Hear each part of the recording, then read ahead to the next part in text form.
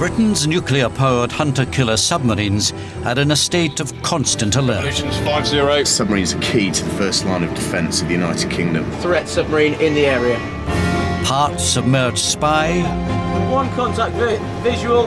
It's about making sure that harm doesn't reach our shores. Part deadly weapon. This is a ship of war. It is designed to inflict damage on other people. Stand by, TLAM engagement. That is the whole purpose of the submarine, is to deliver violence to the enemy. Fire!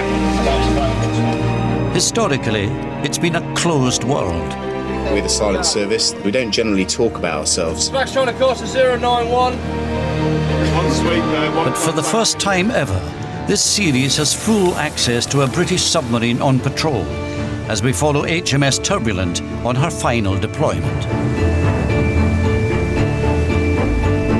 It's the story of 130 men in an isolated, cramped and close-knit world, thousands of miles from home and family. So I just thought I'd phone you up to tell you how much I love you. On a mission where discipline is paramount. You can get the odd fight. In 3 months, you've been in front of me twice, which I think is unacceptable. Teamwork is crucial. We're a brotherhood that drive this submarine. Amazing, isn't it? Middle of the ocean, British submarine, British helicopter, doing their jobs. And danger is ever present. You're not sure when anything's going to go wrong, because obviously we've got a nuclear reactor, so everything has to be done in a safe procedure. You'll have seen the news with regards to Libya. Unknown vessel, this is surface submarine. You are approaching me in a threatening manner. As they sail through the Mediterranean and into the troubled waters of the Middle East.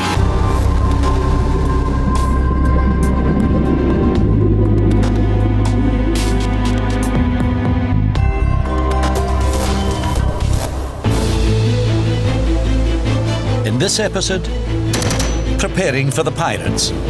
RPG! Pointed at the submarine. A bad day for Buster. Dirty jobs and the men who do them. I'm going to wash my hands now because that's come out of someone's arse. And going into action. We are to go to 2 hours' notice to fire as soon as we arrive in theatre.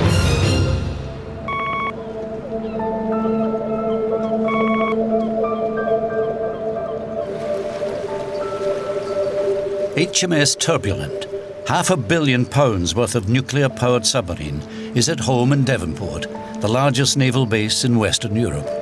After nearly 30 years active service, Turbs is facing her last mission before being scrapped. These final hours of preparation are the most vital of any mission, the crew's last chance to get the boat stocked and in shape for the journey ahead. After they leave Plymouth, their route will take them through the Mediterranean and beyond the Suez Canal to join the international effort to combat piracy in the Indian Ocean. It's going to be a long and arduous mission. I was always told that you would not go to sea for any more than 4 months at a time. So when they said 8 months, I was quite shocked. For many of the men, it will be the longest time they have spent away from their families. It can never not be traumatic, leaving your loved ones, your siblings. It does put a lot of stress on your family life. I'll kiss my son and daughter goodnight, put them to bed, come to work, and then I'm not going to see them again for 284 days. Some of them are taking it particularly hard. I'm recently engaged, and she is very supportive and tries to be, but it's a big ask. I've got a little 10-month-old son at home. I think I'm going to miss him a lot. Definitely. They'll spend the coming months crammed together in a tiny space. The submarine is 84 metres long. There's 130 of us in a steel tube. And you've got to be quite mentally strong, I suppose, to do it. And they are relying on a boat coming to the end of its working life. Imagine if you were to take a 30-year-old car to Singapore, drive it to Singapore, enter the Singapore Grand Prix and then drive it back. That's kind of an analogy of what we're trying to achieve. Submarines are more mechanically complex than the space shuttle. Per cubic inch, they have more science packed into them than any other warship. As a hunter-killer designed to pursue and attack enemy shipping and bomb onshore targets, Turbulent carries a ferocious armoury that includes Tomahawk missiles. When it's gone, it's gone. It's going to hit the target with pinpoint accuracy. And as I said, that target could be over 500 miles from the submarine. 37-year-old Welshman Lieutenant Commander Gareth Jenkins is the boat's second in command. As well as Tomahawk, Turbulent also carries the extraordinarily powerful Spearfish torpedo. If you're firing against a surface ship, it's designed to find out where the ship is, and it'll detonate a number of meters below the hull, create a massive air bubble which will lift the ship out of the water, break its back, and then it'll sink. Come on, lads, no slacking. 3 tons of food must be crammed on board. Enough to last 130 men 100 days without surfacing. I've heard of terrible stories of logistics officers not ordering enough tea bags on submarines, and then tea bags having to be reused and dried out. So it's a British submarine. If we don't have tea, then it's not going anywhere. And every last inch of the boat must be checked for noise reduction. It's the sort of thing we're after. It's just paint which is rusted off in big pieces, but it's enough to make a row. Stealth is key to the mission's success, and at sea, there will be no second chances. Turbulent's captain is 42-year-old Commander Ryan Ramsey.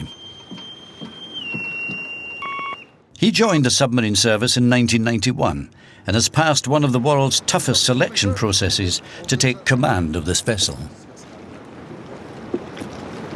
It is an enormous responsibility being the captain of a nuclear submarine. But my biggest responsibility is to my crew, to make sure that we get to where we're going and we do it safely. What makes a good submariner? I think the biggest one, the biggest point is sense of humour. I think it's vital. No, it won't. You have to be able to get on with people. And also the drive to ensure that you're there to support your friend, your shipmate, and that you're never going to let them down. I think those are the 2 key things that make a good submariner. Before Turbulent sets off, 2 young crew members are initiated into the Submariner fraternity. Right, men, our 2 newest recruits to the Brotherhood. They've proven to us as a group that they're safe to stay on board HMS Turbulent and serve on her at peace and war. And now they're going to do the final test, which is to join the Brotherhood properly. Traditionally, the submariner's insignia, the dolphins, are placed in a large glass of rum. At no point should you swallow your dolphins. It's very, very bad for you, okay, so catch them in your teeth. Right, so the first one, Petley.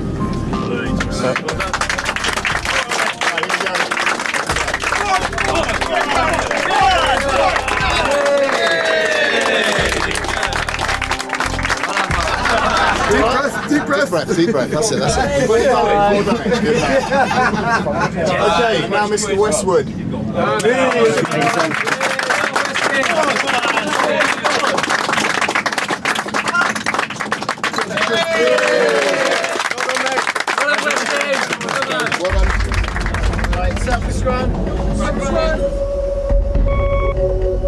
With just a day left before they start the first phase of the deployment, there's still much to do before the boat can put to sea. As executive officer, Gareth is the boat's enforcer. He runs final checks to make sure the crew is working in harmony. Imagine we're at sea with 130 men, some of whom may not have been to sea before, so the men first have to prove that they know how to operate the submarine safely. Anything from something as simple as putting a positional fix on a chart to firing a missile to looking after the nuclear reactor. We're all but links in the chain. If we take any one man out of the chain, then the chain breaks and we can't function. This small piece of electrical. They've got one chance to get it right. It's pretty clean down there. Usual suspects. Once we get to sea, we are entirely self-sufficient. We'll have enough food on board, material spares, to stay at sea for over 100 days should we need to.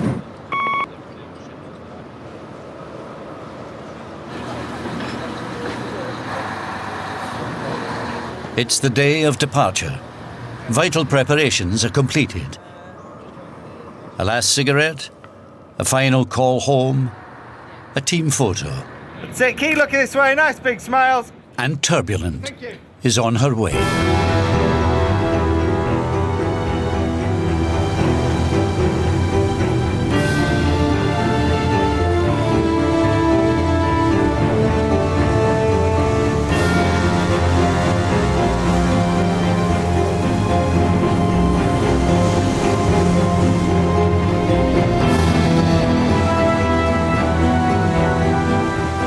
good to be going now. We've made loads of preparations and ready to go, and out we go. It's good news. The men of HMS Turbulent are off to face the first real test of their mission.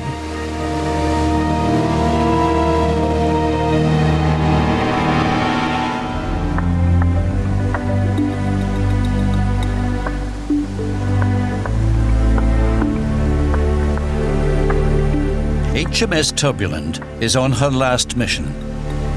Her crew's first task is to prove their operational capacity to members of the elite naval training team, Flag Officer Sea Training, aka FOST. They are here to put the crew through their paces. The mission can't continue until Turbs has passed their series of stringent tests. We've made a name for ourselves, and reputation is always hard won and easily lost.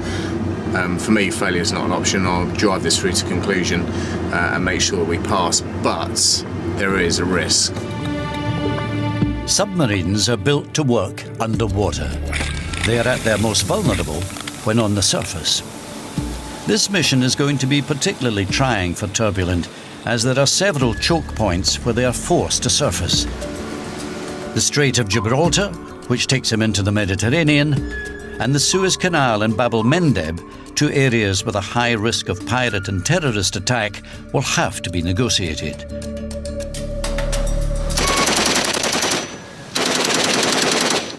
General-purpose machine guns are the main deterrent to an attack. The crew do this drill using live ammunition. We're limited to 2 GPMGs, and we have to practice every month to make sure the guys remain in date and familiar with the weapon, so that's why we do that today on the high seas. The next part of the exercise involves other crew members, so the ammunition is dispensed with. A Royal Navy rib simulates the sort of pirate or terrorist attack Turbs might face. The FOST inspectors will be looking to see how well the crew deals with such an attack while they are surfaced. Speed of approximately 20 knots, 2 personnel, no weapons. Now 20 starboard, drawing right, range 500 yards. He is drawing right, sir. RPG! He's got an RPG visual, he's pointing at the submarine. Bridge, EXO, take target, take target. This is RPG pointing at the boat. Right, what are you going to do, guys? At first, the gun crew appear to have the attackers covered, but then the would-be pirates spring a nasty surprise. On the stern, 50 yards. By attacking Turbs from the stern, its weakest point, they have exposed a vulnerability. And it's not in your weapon arcs, you need to let him know. You two talk to one another. Oh man, out my weapon arcs. The machine gun arcs have a blind spot. GPMG is doing nothing. The gunners are advised to switch to lighter, dismounted weapons. Both personnel seen dead, sir. Headshots. The bad guys have been dealt with, but the FOST inspector still feels there's a problem. I think, in summary, sir, what has been highlighted is your vulnerability, your limitations up there. If the threat's from the stern or head-on, you just haven't got the arcs. Okay, thanks very much, and thanks for the training. And we've got to get this right, because actually this is one of our key vulnerabilities when we're on the. We're not designed to be on the surface, we're designed to be underwater. And actually they've highlighted some issues that we need to start mitigating now. Okay, thanks very much. Okay, sir. Gentlemen.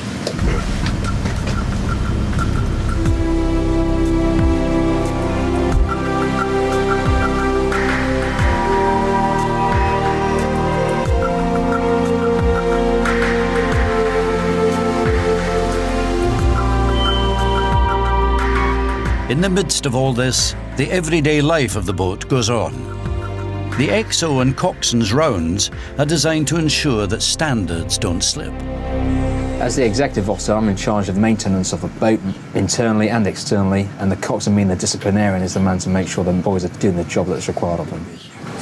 We're living in a confined environment, and we need to make sure the boats get clean, so the atmosphere is clean and healthy for us to breathe. And also, with a lot of sensitive equipment on board, you need to make sure that dust and dirt is kept under control. So nothing's been done in here. Re-scrub, minging. No, it's pretty minging in there. I know 3 people that would like to move into this bunk space if the standard can't be maintained. I'll leave you in the bomb shop. or the bunk space. Excellent. Your choice. I know I'd rather sleep. Cheers, sir. Easy Jardine. Why, sir? You've sent me a daily order today, have you? I have, first sir. has to be clean shaven, that includes you. I have read the daily order, sir, but clearly I haven't got to that part, sir. I shall have a shave as soon as possible, sir. Yeah, shave and report to me in 15 minutes. 15 minutes, sir. I'll see you in 10, sir. We have this thing called daily orders, which is basically you have to. Everyone reads it every day. Obviously, of course, I've read it already, but it has rig of the day, what we're doing, what the plans are. But it also says to be clean shaven every morning, and I clearly didn't get to that bit yet. And as you can tell, I've just been picked up by the executive officer, and he wants me to go and report to him in 15 minutes. So I think in 10 minutes I shall go grovelling with an apology whilst being clean shaven. Close enough for government work. With over 5 years on the boat, marine engineer Dan Gardine knows HMS Turbulent like his own home, if not better. He is a forward wrecker, working on the heavy machinery systems at the front of the boat. Easy Gardine, that's better. Hold on. Thank you very much, sir. When it comes to discipline, however, there are much more serious matters than facial hair. In a system where a weak link can cause the chain to break, everyone must play their part. Anyone not doing so is a potential problem for the whole submarine, and infractions must be dealt with. As the boat's coxswain, Paddy Parsons acts as on-board policeman. He now has to deal with the case of Andrew Buster Brown, who was 14.5 hours late back from leave before the boat deployed. A man of many careers, including a spell as a fish farmer, Buster's been in the Navy for just under 2 years. He hasn't got his dolphins yet, and he's a new boy on turbs. Okay, so why were you absent for that period of time on board? I was meant to be getting a lift on the Sunday night, but I slept through. I was on the dole, it was really hard to get a job, and I thought my life needed a bit more of a different direction, something a little bit structured, something I've never really had before, so I decided to join up.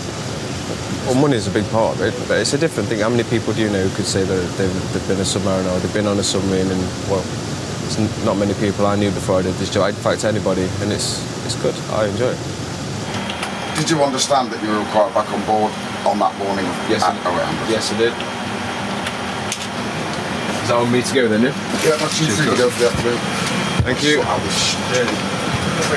Obviously, I came in late. I should have been in. I probably could have got in earlier. I couldn't have got in on time, but I could have got in earlier.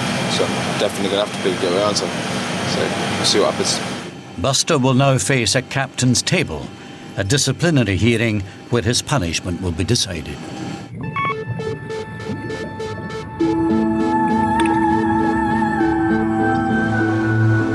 The final phase of Turbulent's proving period is to show they are war-ready in an all-out exercise involving the military might of NATO's combined forces in the area.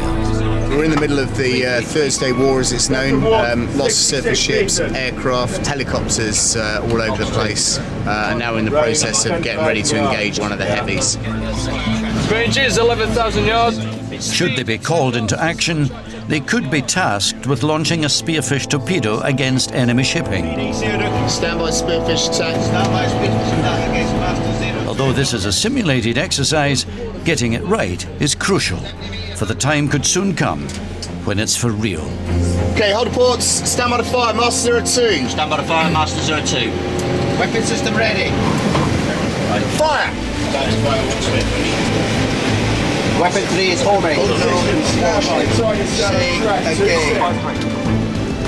Loud explosion audible. It's a hit, and the captain's happy. For the submarines, it's great. We can just go around shooting things and building up our skills, dealing with capable opposition, but generally, from our perspective, winning.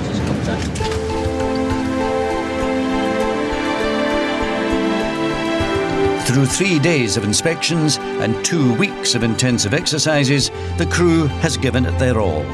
Now they must await Faust's verdict.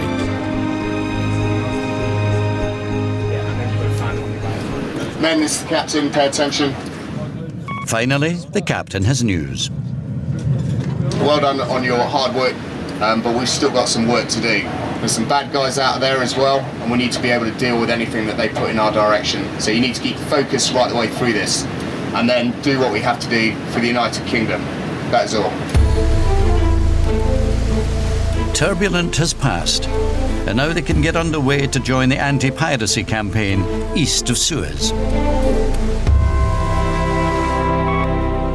The day has arrived for Buster's captain's table, his disciplinary hearing for being late back from leave. As well as any immediate punishment he faces, there's the stain on his record, which could affect his hopes of staying in the Navy. Able Seaman Brown. Sir.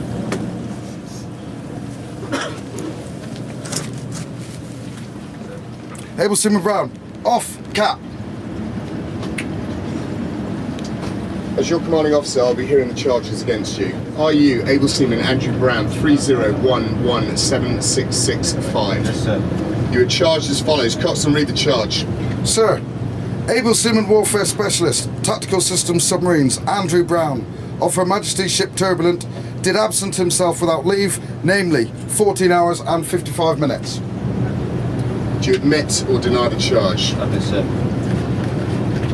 Do you or your assisting officer on your behalf wish to make a plea in mitigation? Wish to make a plea of mitigations. Chops. Sir, it's fair to say that Brown has not gone off to the best of starts during his short time he's been on board HMS Turbulent. He would like to take this opportunity to express his regret in his course of action which brings him to your table as a defaulter. He realises there is no real excuse for his absence, but he has been under a great deal of pressure in his personal circumstances with his girlfriend. Finally, Brown wishes to apologise to you for all the inconvenience he's caused. Thank you, Chops. I find the charge proved. I believe that you've shown true remorse for what you've done. But you should realise that this is a disciplinary measure and it will be recorded in your documents. Furthermore, as an administrative measure, I'm going to place you on a level 3 warning for discharge shore. This will be reviewed in 3 months, by which point you must have made improvement, otherwise you will be released from the Royal Navy. Do you understand? Yes, sir. This hearing is now concluded. Able Seaman Brown, on, cap. Right turn, quick march, right wheel. Left wheel.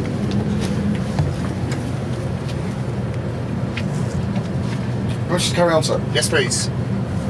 I'm planning on getting my task put done, keeping my head down, keeping out of trouble. And yeah, just getting on with the journey. It's going to be a long one. I want to make it as easy as I can. You know, I don't want to.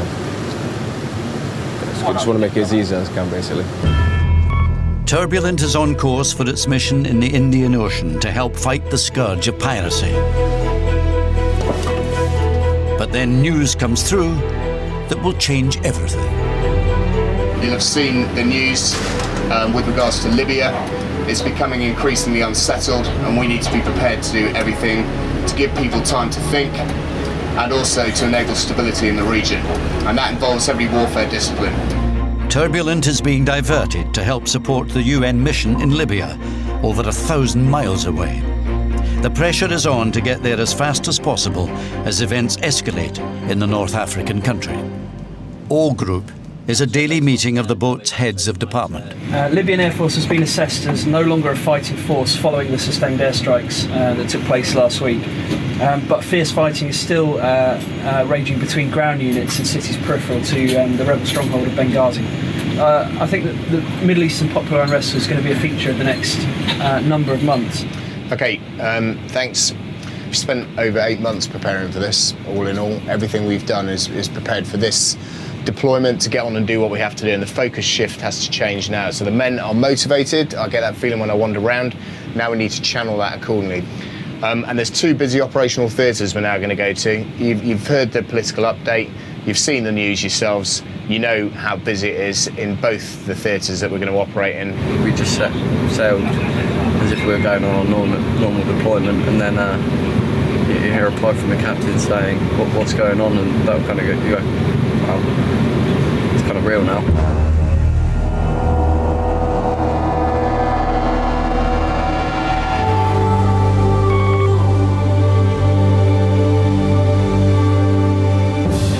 HMS Turbulent has been urgently rerouted to join the UN mission off the coast of Libya.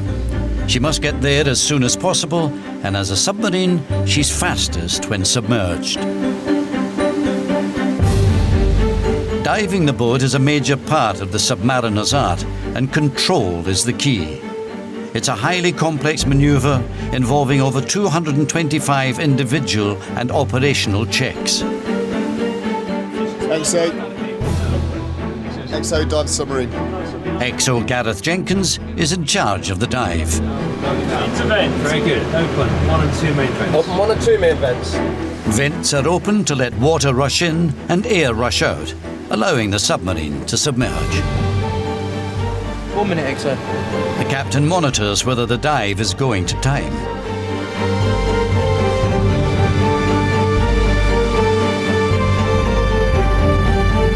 As the water pressure on turbs increases, checks are made for leaks. I'll try the...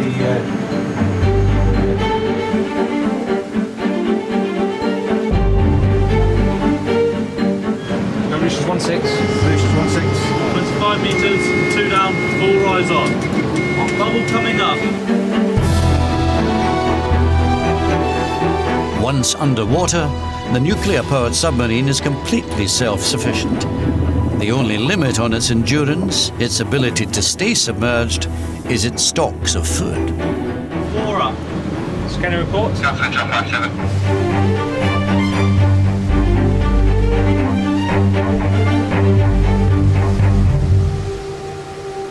Turbulent is back in her natural environment. Underwater, life continues as normal for the crew.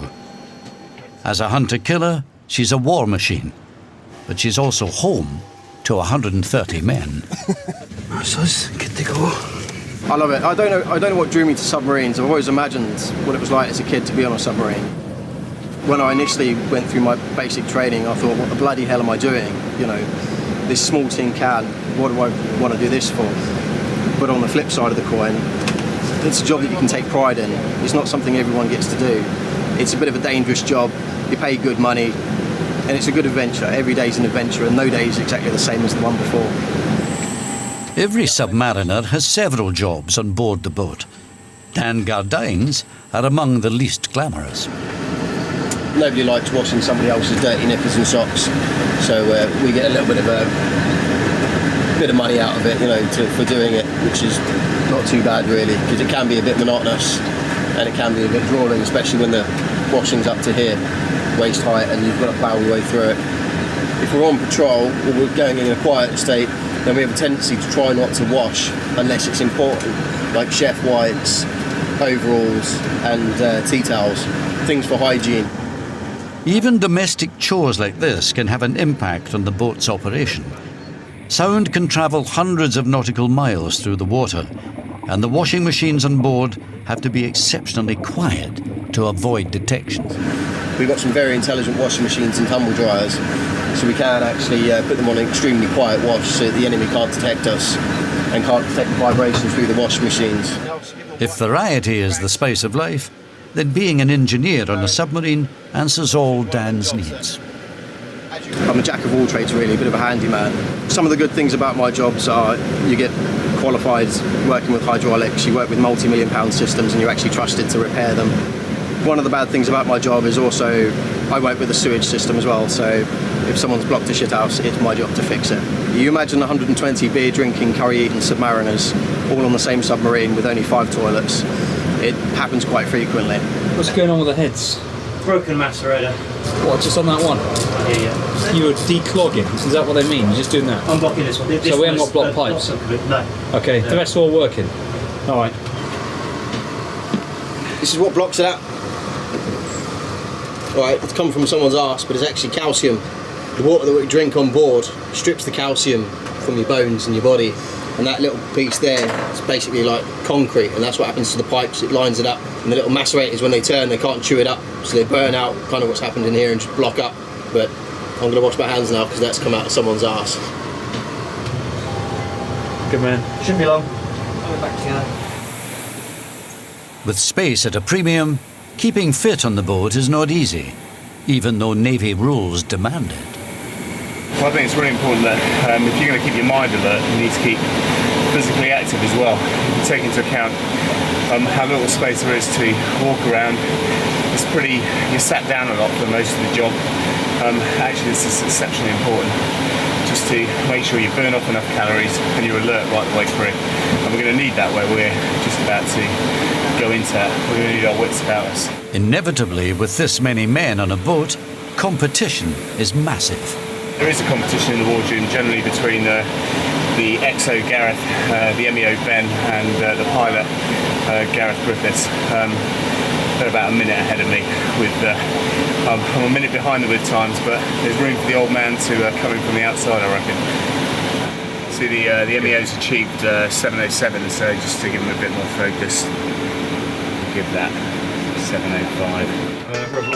As Turb steams towards Libya, the crew knows another British submarine has already seen action in the area.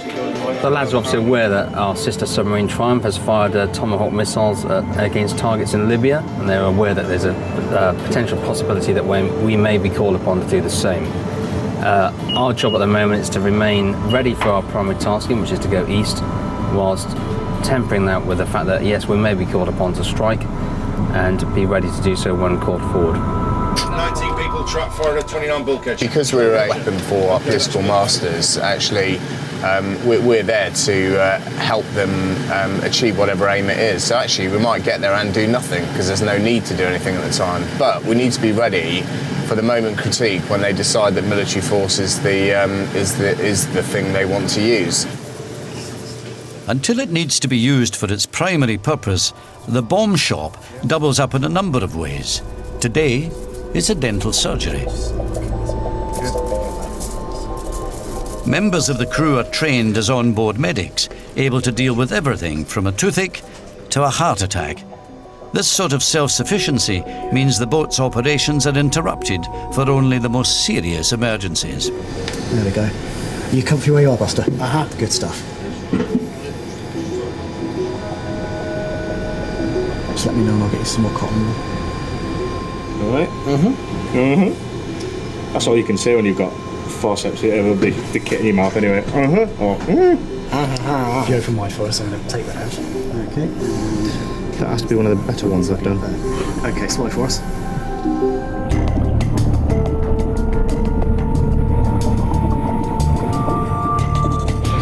Good afternoon, Turbulence. TSA from the control room with the short world at 1300.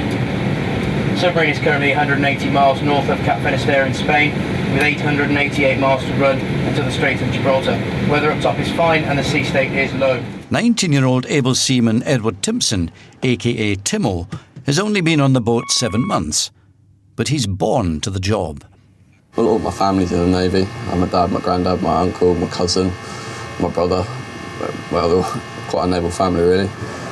At sea, I'm looking after forward staff, which is fresh waters, ventilation, and looking after the periscopes as well as fridges.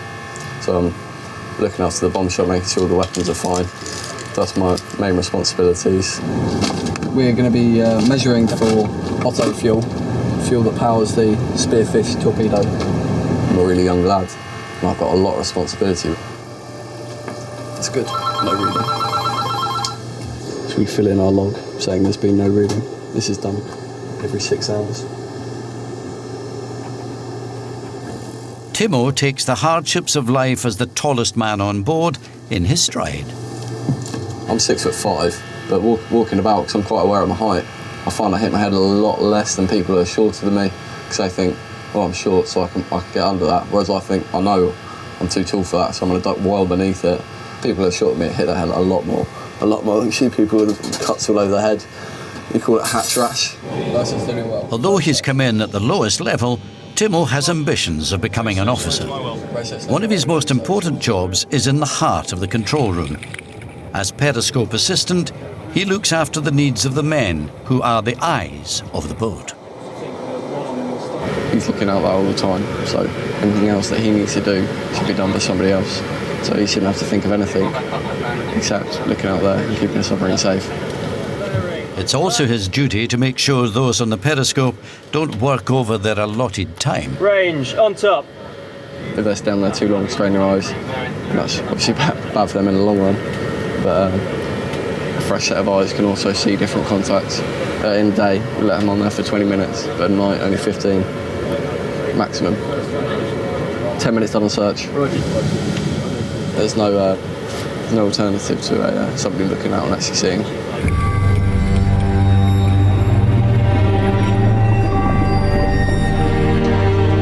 For long periods, the men on periscope are the only ones to see above the surface.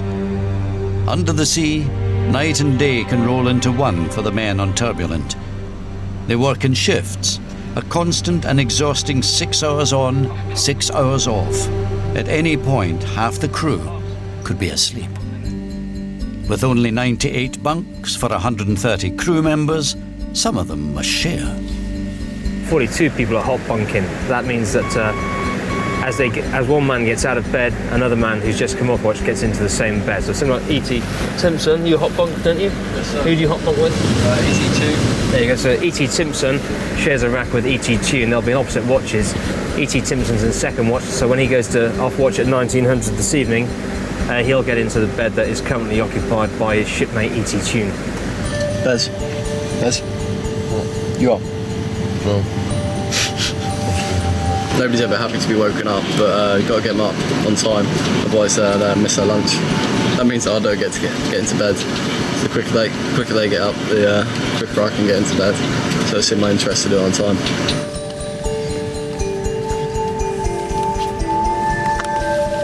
This is what we call hotel living accommodation. I have about 14 inches between me and the metal deckhead, which suits me down to the ground.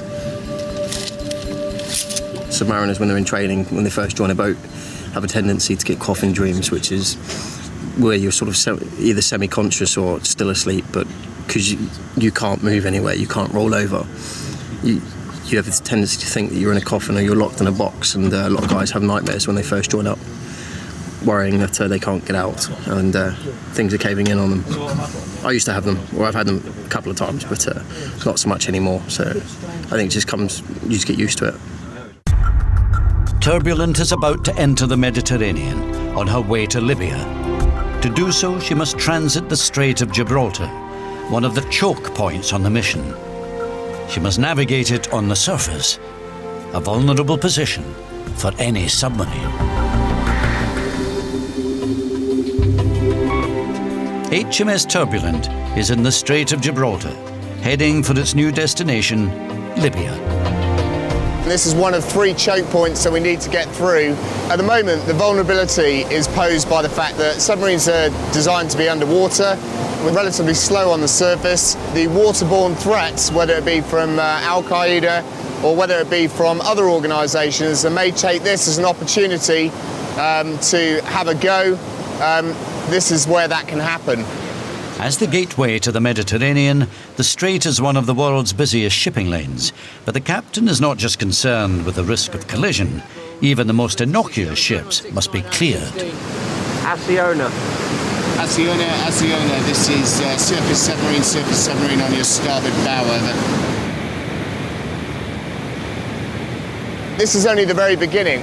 It's not a sprint, it's a marathon, and we need to make sure that everything we tailor takes that into account. We need to provide Tomahawk capability, intelligence gathering capability for a period of over 9 months. With the Strait of Gibraltar safely behind her, Turbulent now needs to cover the 1,000 miles between her and the coast of war-torn Libya as quickly as possible. Ops report the state of the Vex emergency flap. Well done. Roger down.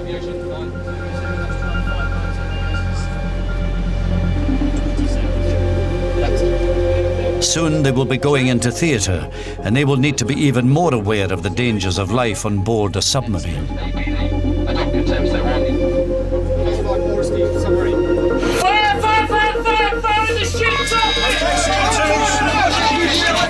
The reason we do damage control training is that even in a well-maintained submarine such as this, emergencies do happen. I've been at sea where we've had hydraulic bursts, even a flood. The bottom line is mechanical things do go wrong and fires happen. Emergency stations, fire. Drills like this are treated with the utmost seriousness. In the first phase, the crew attempts to extinguish the simulated fire. They know that just 4 years ago, men died in a real fire on their sister submarine, HMS Tireless. The shared experience of this daily danger is something that unites all submariners. If we have a fire, we can't dial 999 and phone the fire brigade. We have to be able to rely on each other to deal with any emergency that is put before us. Right, okay, you're being beaten back now. Okay, being beaten back now, go shut the door. Okay. The crew has failed to extinguish the fire, so the second phase of the exercise kicks in. The designated fire team is now called in. First, they have to get into full fire protection gear.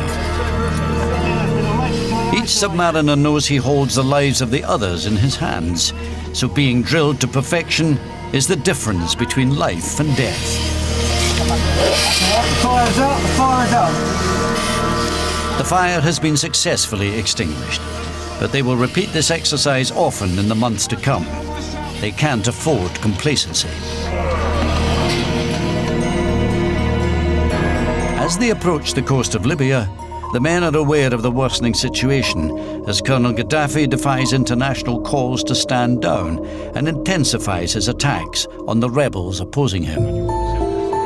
With the growing awareness that they may well be called into action, Turbulent's crew is experiencing its last days of normality. In the bomb shop, an English GCSE class is taking place for those hoping to improve their career prospects. Time management is crucial to passing this exam. Read through the paper, read through the question before you try and answer the questions. But then, even this last semblance of normal life is interrupted. Men, this is the captain, listen up. Just had the heads up and a personal force signal in that provides us with our tasking for the next 48 to 72 hours. Primary tasking is Tomahawk. We are to go to 2 hours notice to fire at approximately 08:30 tomorrow morning as soon as we arrive in theatre. What I need from you now is 110% effort. Make sure we do what Turbs does best, which is deliver. That's it.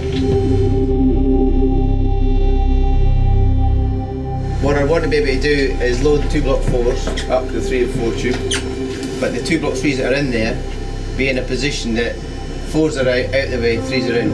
In the wake of the captain's announcement, the temporary classroom returns to its primary purpose, the bomb shop. There's no panic, no rush, just a quiet, methodical efficiency that is the product of constant drilling and practice. Soon they will be ready to fire the devastatingly accurate Tomahawk missiles, capable of destroying a building up to 1,000 miles away. What do you have to Miss Coomber? Keeping a good eye out on the weapon. Ram, 1 tube, ram, 1 tube. Ram 1 tube. Ram unlocked, stand clear, ram in 1 tube. I know we can do Tomahawk, we can get it where it's supposed to be. It's just everything else needs to support that. I've got no reservations about what we're going to do. This is our job, as required by NATO and as required by the UK. So I've got no issue whatsoever in launching Tomahawk if required to do so. That is the whole purpose of this submarine, is to deliver violence to the enemy. There's no point beating about the bush. This is a ship of war. It is designed to inflict damage on other people. It's one of those things, it's kind of personal, isn't it? If you I'm sure if we ever did go to war with anybody, there'd be the soul searching, but that's done off watch in your bed, or that's your own personal thing to do.